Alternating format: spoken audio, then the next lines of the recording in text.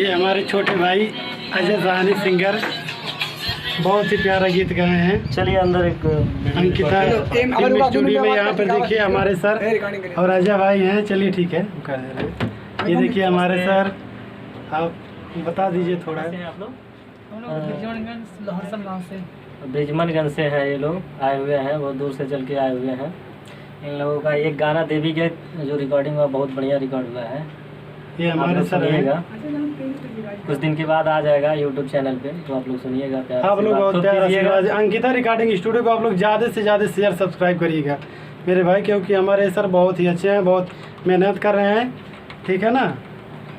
और हम भी सिंगर, ये हमारे छोटे भाई अजय साहनी का बढ़िया गीत था, तो आप लोग इनको बहुत प्यारा आशीर्वाद दीजिए, ठीक है।